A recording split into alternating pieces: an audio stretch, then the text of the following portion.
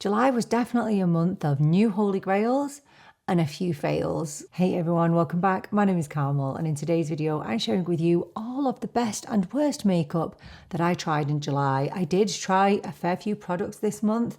However, I'm only going to be sharing with you the ones that really stood out to me for one reason or another, good or bad.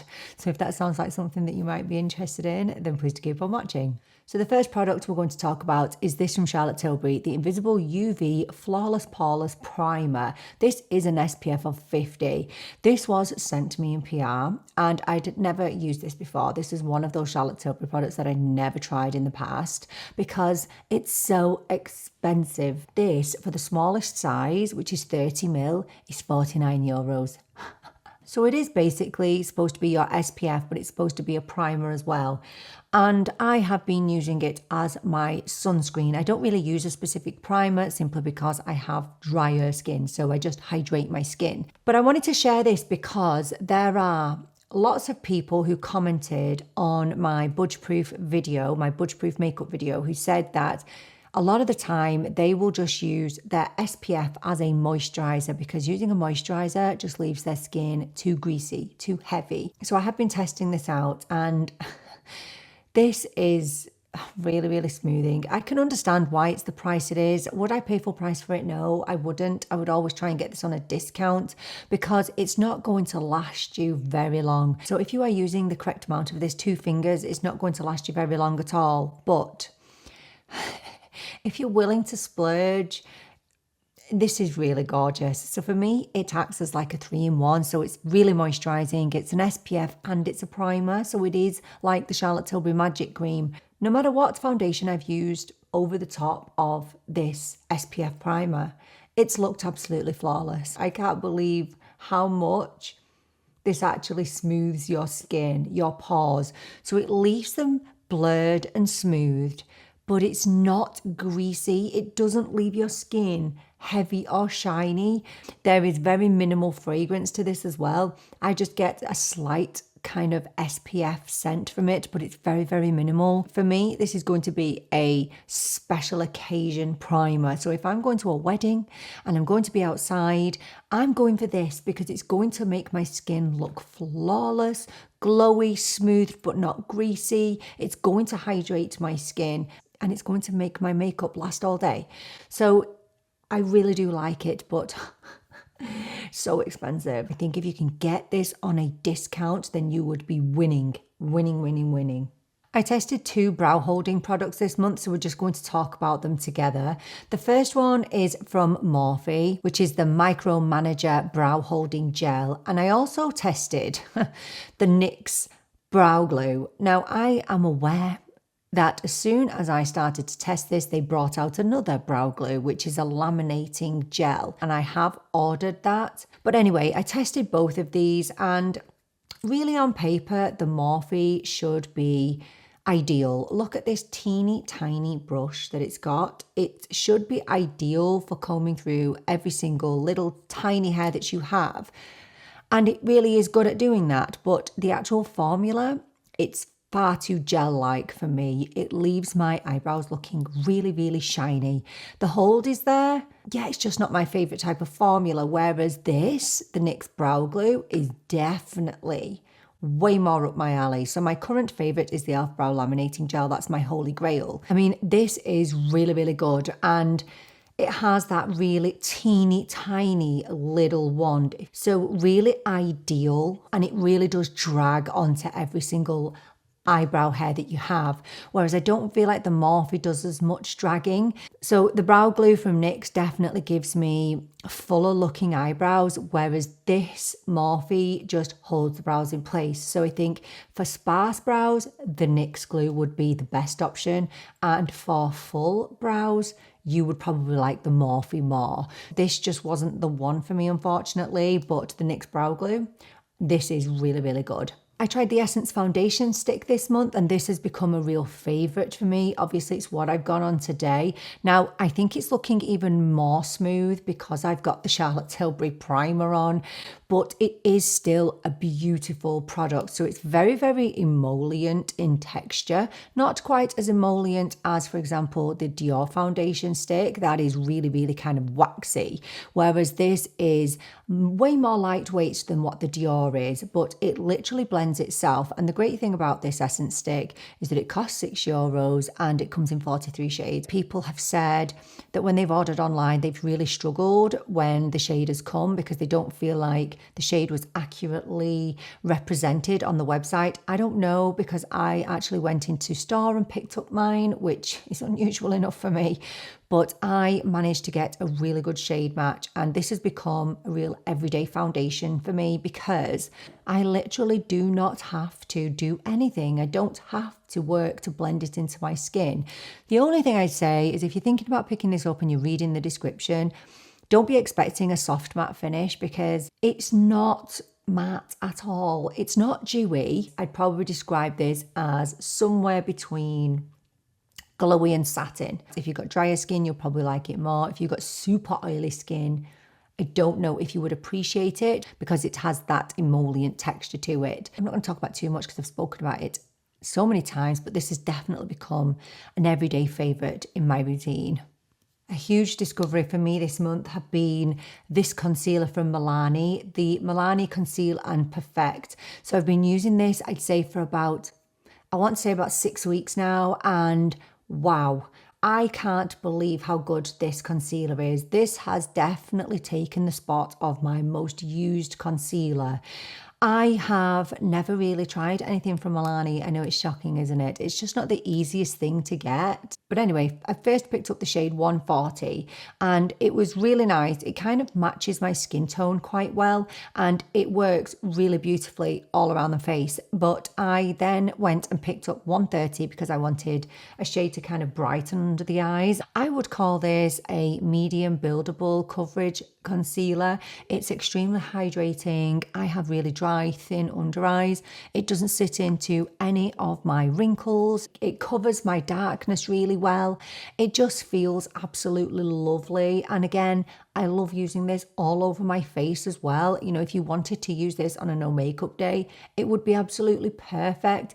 It just has the absolute perfect consistency to use both under your eyes and on your face. Now, the only thing about this is it's slightly more expensive than regular drugstore prices. So I think these were €19 each, which is pricey. For me, that is going into high-end prices. That's like Morphe, for example. So yeah, a bit more pricey and definitely verging on higher end, but has definitely become a favourite concealer in my top drawer.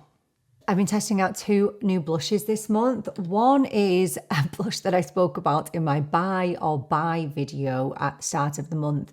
It's the NYX Fat Cheeks Liquid Blush. I did not think that these would appear in Ireland or the UK for months and months because we always have to wait forever for NYX.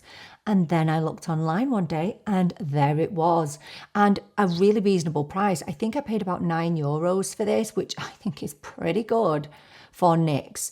So I picked up the shade Fig Fizz, which is described as a soft pink, and you get 8 ml of product in this. When you compare it to, for example, the e.l.f. Camo liquid blushes, you only get 4 ml of product in those. Okay, so just keep that in mind when you are thinking you're getting a really good deal for something. The Camo liquid blushes, 4 ml of product. This NYX blush, 8 ml. Now, if you were to compare the e.l.f. Camo liquid blush and the NYX liquid blush, this is very, very sheer. The NYX is super sheer and you really do have to build it up. So you kind of need that extra 4 ml in there. Whereas the Camo liquid blush, you literally need 1 dot and that will cover probably your whole face. They are super pigmented. This is extremely sheer. Okay, very, very liquidy. The doe foot doesn't actually distribute too much product and you find yourself having to dip back in quite a few times to get a level of pigment onto the face.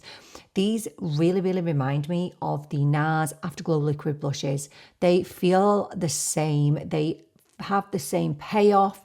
And the one thing I think you need to be aware of with these blushes is the fragrance. It's pretty overpowering. They smell extremely fruity, and it's not the kind of fragrance that dissipates after a few seconds. You can still smell it there for quite a while. It has that real artificial fruity smell, and I don't really care for it. I had zero expectations when it came to this blush. I really did not think it would have any longevity in it, simply because it was so sheer. However, it does last. I was really surprised at how well this blush lasts throughout the day. It's really beautiful on the skin. It's super hydrating, perfect for dry skin. And actually, I would say it's perfect for oily skin too. I don't think you'd have a problem with this because it really does sink into the skin. It doesn't sit on top. It's dewy, but it's not greasy. It's just really hydrating. I do think this is a really nice product, and I don't think it's too expensive for what you get. So the other blush that I've been absolutely loving this month is from Dior. This is the Dior Backstage Rosy Glow Stick, and I picked this up in the shade Rosewood.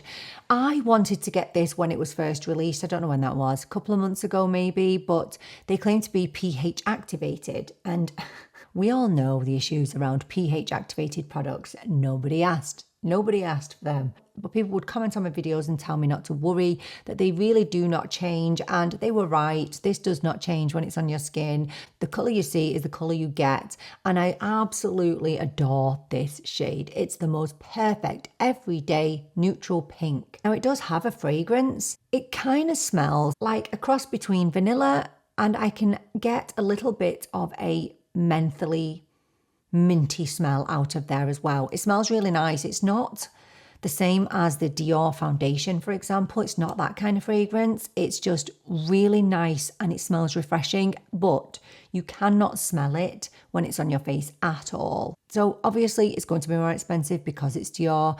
It is €49 for 6 grams of product.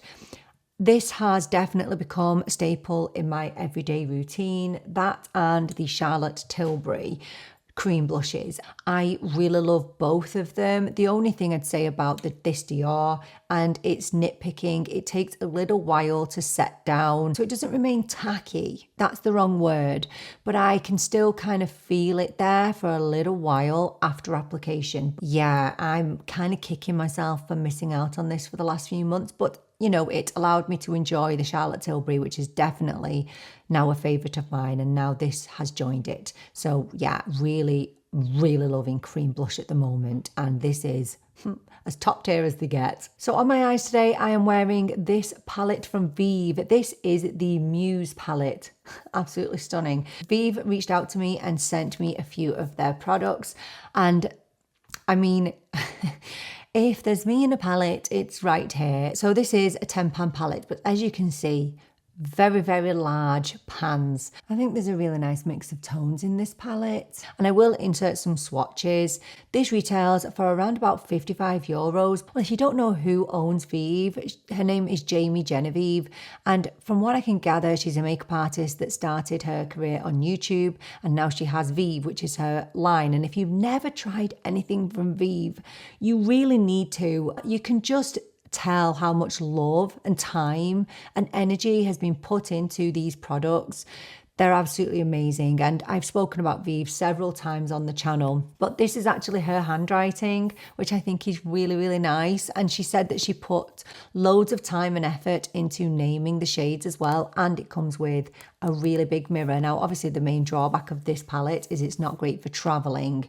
It's really huge, so I wouldn't be taking this anywhere with me, but whether you want an everyday look, whether you want something that's really smoky. So you have 7 mattes and you have 3 shimmers. I think the beauty of this palette is it's really versatile. Obviously for someone like me who just likes really basic eye looks, and I was going to say boring then, but people tell me off when I say that I'm boring, but we all know that I am. But for someone like me who goes for classic eyeshadow looks, who doesn't really branch out or use much colour, it's perfect for me for every day or for going out somewhere. But if you want to add some real colour to your makeup, you can get it from this as well. The mattes are creamy, they blend themselves. The shimmers are beautiful. They really, really do finish off your eye look. Such an amazing palette to add to my collection. And yeah, she does have smaller palettes than these. She has quads that I have been eyeing up because they are obviously a little bit easier to carry around. I don't think you can go wrong with something like this. Vieve smashes it every time. So I tested the new Makeup by Mario Master Matte Cream Shadows this month. I picked up the shades Chestnut and Mauve. I have featured these in a previous video if you want to check that out, where I tested a bunch of new makeup. I think these are an absolutely gorgeous formula. They are kind of moussey in texture. They are very lightweight. They literally blend themselves. And I think they have a really nice shade range. I think they're perfect for a really quick one and done makeup look. Let's be honest, that's what I'm doing most days. And these make your life very easy in that sense. I do think you need to be aware that you don't get much product with these. These were about €28 each, but you only get 2 ml of product. So for me, who uses one and done eyeshadows majority of days, these wouldn't really last me very long. This is a positive and a negative, is how no budge they are. These are not going to move once they dry down, but they dry down very, very quickly. So you have to work so quickly to blend them into place, and luckily they do blend really easily, so you don't need to be spending loads of time, but don't be letting it sit there because that will not end well. You need to blend it out as soon as you apply it, and then it will stay where it is. I would just prepare yourself for taking a while to remove them off your eyes because they don't go anywhere. In my previous video, I did compare these to the Armani eye tints. I think they're very, very similar. And I do think that if you already have the Armani eye tints, then you don't really need these. One or the other will be absolutely sufficient. I picked up the new setting powder from Saie this month. This is the Slip Tint Undetectable Baked Setting Powder. So I picked this up in the shade 2, which is light to medium. And the real negative of this is that there's only 4 shades available, which, I mean, why?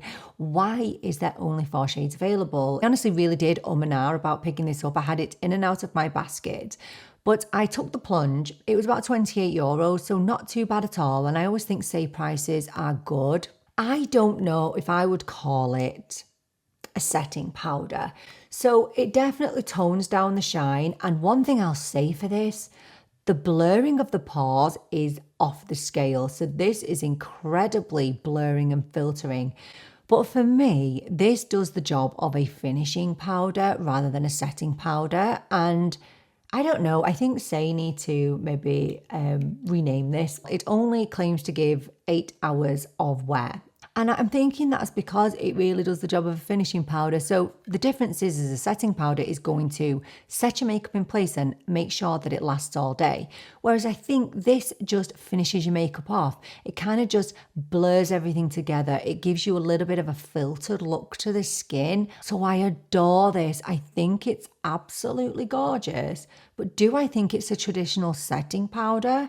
On my skin, no. I don't think it is, but would I recommend it? 1000%. However, the one thing you want to be aware of is it does have more of a luminous finish. So we're not talking glitter or anything sparkly, but it has a luminosity, the luminosity that a finishing powder would give you. So that's just something to bear in mind, but I do really love it. It's become a real favorite for me, and I don't often love powders, to be honest. The next powder I've spoken about several times on the channel now. This is the new Wet n Wild Loose Setting Powder. Now, you might already be familiar with the Wet n Wild setting powder. This is the original, the Photo Focus Translucent Powder.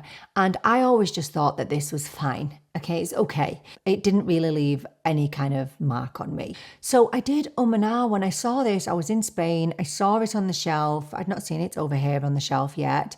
But when I saw it, I thought, do you know what? I'm going to give this a little whirl because I'm intrigued by the fact that it's a soft pink and it was only €6. Oh my gosh. This is the only thing I'm using right now. Okay, I'm using this over the L'Oreal Blurfection. I know. Now, I think the big test would be if I tried the L'Oreal Blurfection powder in pink. That might be the biggest test for me, but I can't get the L'Oreal Blurfection because I'm here and we don't have the blurfection at the moment. I expected it to be dry because this is a little bit dry on my under eyes. It doesn't prevent creasing for me, whereas this does, and I've used it with every single type of concealer, whether it's high-end, luxury, drugstore. This performs. And look at all the product that you get, 20 grams. Huge amount, which will last you forever. Everything about this, just amazing. I've been testing this for a while now, the e.l.f. Incredi-curl Mascara. This was a real disappointment to me, and it's what I'm wearing today. And I know people will be saying, well, your lashes look decent. What's wrong with you? Oh, it's really confusing, this mascara. So just to start with, I love e.l.f. mascaras. The Lash Extender, holy grail. The Lash and Roll from e.l.f., unbelievable. This is my nemesis because I love the finished result of this. I like how my eyelashes look once I've applied it. But the formula, it's so sticky. It is so incredibly gloopy and sticky. Every time that I use this mascara, I have to get a tissue and I have to wipe off the majority of the product. Not just, like you do with every mascara. Wiping off the excess is always a good idea. Just wipe it off on the tube. This, I have to actually get a tissue, wipe off the excess, and then go in. And this is the most sticky formula I've ever used. So it claims to be a clump-free formula, but it's not really. So when you're applying this, you can feel the brush sticking to your lashes, but it's not that it's dragging your lashes into place. It definitely is just a sticky formula. And I don't know how anybody could go about using this without wiping it off and also going in with a second coat, because you are just going to get a massive amount of clumping and it's not going to look good. So yes, I love the finished result. I like how my eyelashes look. I think it stays in place all day. I don't have any issues with it flaking or smudging or transferring to my upper lid or anything like that. It holds the curl in place all day and it's really easy to remove. But it's just not worth the hassle. It's just not worth the hassle for me because it takes too much effort. I'm that kind of person who just wants to whack on the mascara and be on my way. I don't want to be faffing about and worrying about clumping. It's definitely my least favourite e.l.f. mascara. I like the look of it, but it's my nemesis. Yeah, it's not great. I tried a bunch of lip products this month and I'm actually going to whittle it down and only talk about 2 of them. So this is the first one. This is the NYX Lip IV Hydrating Gloss Serum. So I first picked up Hydro Honey and I just thought that these were kind of a lip balm, a lip serum like it says. I didn't know that it was a tint. I didn't know that it stained your lips and I was really pleasantly surprised. So the first time I wore this, applied it, and I actually didn't like the consistency of the actual product. I felt like it was really thick and I thought, oh gosh, this is just going to go in a drawer, never to be used again. And then I went about my day and I didn't look in the mirror, I'd say for a good, 4 or 5 hours. And when I looked in the mirror, I still had colour on my lips. The actual product wasn't as glossy anymore because obviously I'd eaten and all the rest, but the actual colour was still there. I could not believe it. It will literally last you all day. So I loved it so much. I went and I got Dripping in Rose. I thought I'd like Dripping in Rose better, but I don't. I actually prefer Hydro Honey. I think Hydro Honey is much nicer. Hydro Honey is just my kind of shade. Will say that I don't like it when I first apply it. It feels a little bit heavy, but I either kind of dab it off with a tissue or I just apply a really light layer and it will just stain my lips all day.